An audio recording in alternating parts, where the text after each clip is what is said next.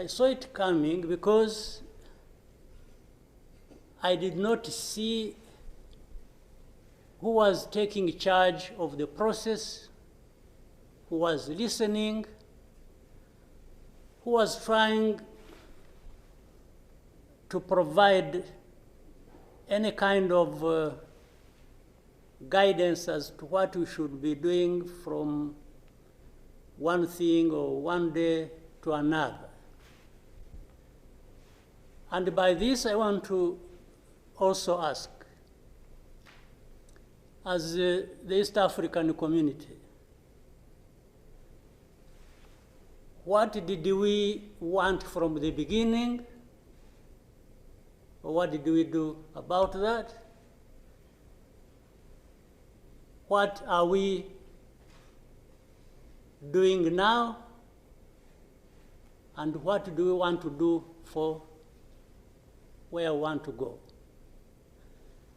Because exactly like President Sami has mentioned, if it is talking about problems and defining them, and I think we have been very eloquent.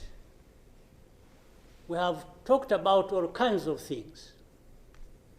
But when do we match what we are saying and what we are doing so that we get to what we want? When do we come to that? I haven't seen it. President, I asked last time in our meeting, the last summit,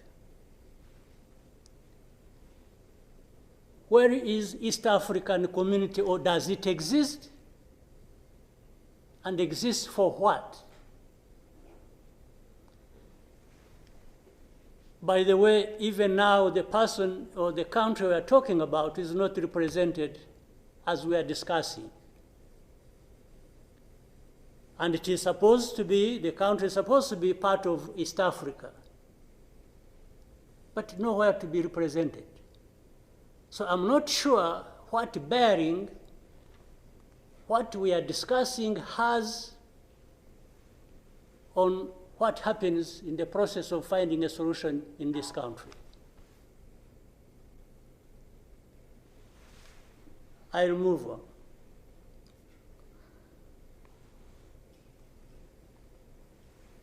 The conflict that was created from the time we had the East African community get involved in trying to help in Congo, and later on when the East African force was trying its best and we are seeing progress, Tshisekedi decided they are not doing what he wanted and went to SADC. SADC agreed they would come and do what he wanted and sent everybody packing. And that we complied and kept quiet. What really did we expect to come out of this? Now, worse still, I think even in East Africa itself, ourselves, maybe we have different understanding of what the problem is, and we have never come together to agree or even disagree and find a way to come together finally to do what we ought to do to deal with this problem. Or we simply decided, each country, to move on its own with a different agenda arising out of involvement or whatever in Congo, and that was enough. If your interests were catered for by Tshisekedi, that was fine. Even if the others' interests or concerns were not taken care of. You can imagine, therefore, what chaos comes out of that kind of situation. We are, on one hand, assuming or pretending we are coming together over an issue and trying to find a solution, while at the same time, each country is pulling in its own direction, different from the others. This is the fact of the matter. Now, but even if we were doing everything right, all of us, nothing is going to come out of it until those mainly concerned are also part of it and participating and contributing to the success of the process through which they are getting the support. But if the parties decide or accept to be manipulated, because, and by the way, that's exactly what happened. And I think in Congo, there are experts for doing that. They would go to one party and promise them something, and then they would decide to keep quiet about what is obviously going to result into problems like we are seeing now. He didn't want East African community because they were not doing things the way he wanted, even if it was not right.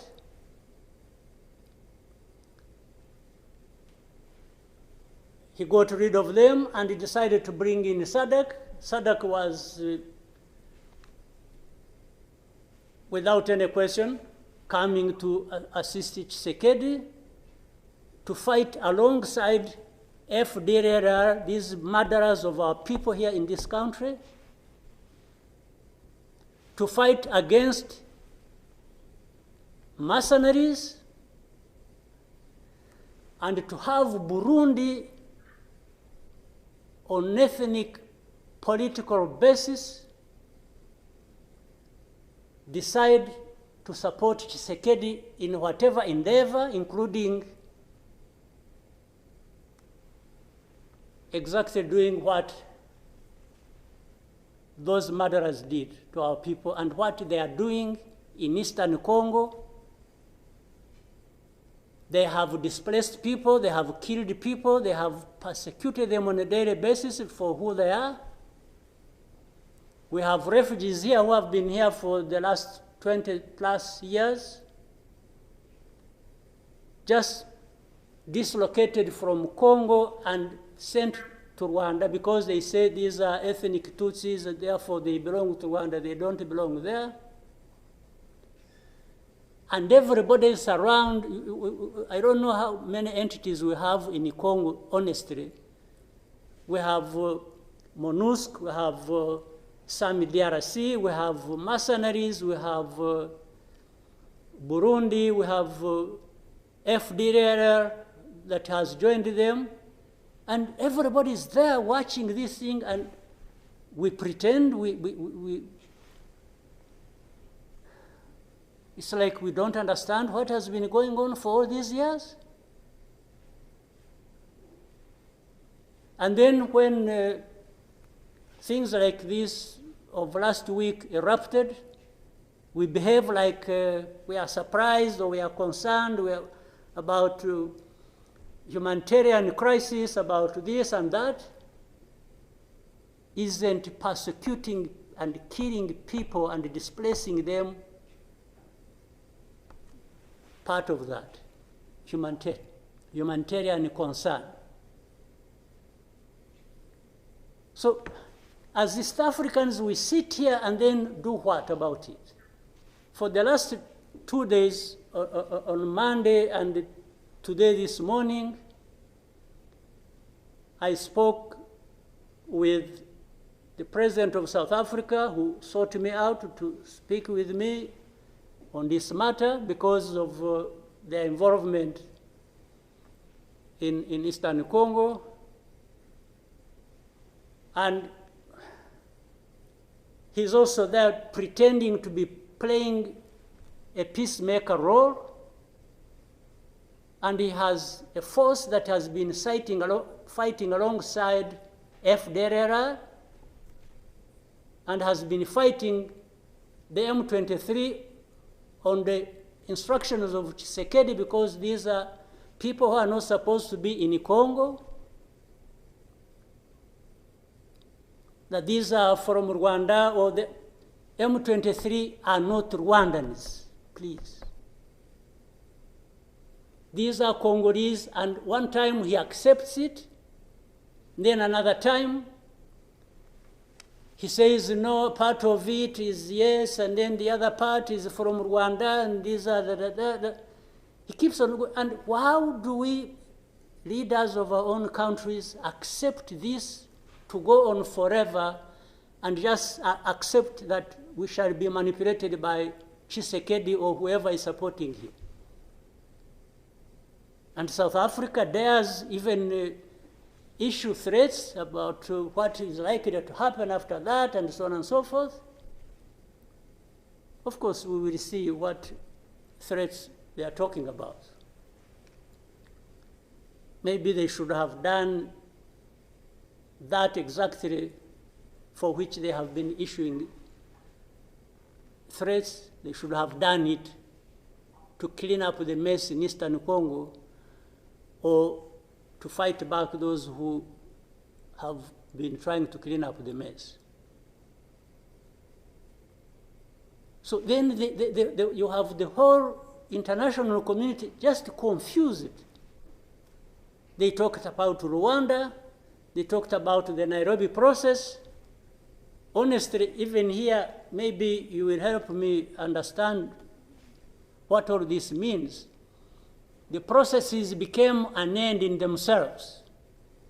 And the people leading these processes became more important than the results of the processes. The Nairobi process became a Uhuru process. Then the Rwanda process, it's like you can't say anything that will displease President Lorenzo. Definitely, this does not help deal with such a serious matters as we are faced with today. That in the end, just because they can't be addressed, we have such a situation that, like we have now. And if anybody, and above all, I don't understand how Tshisekedi keeps thinking that he will resolve the problems to do with rights of people militarily.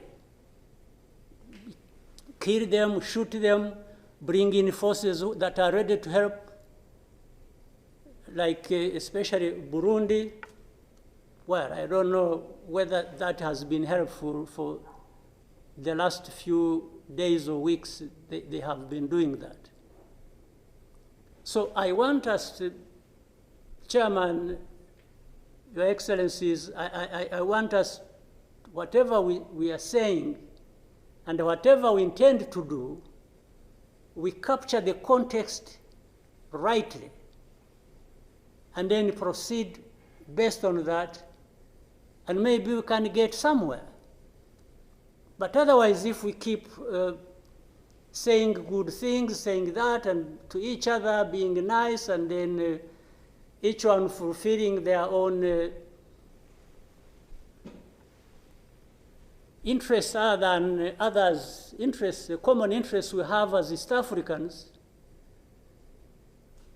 then I don't see how we are going to contribute effectively to finding a solution.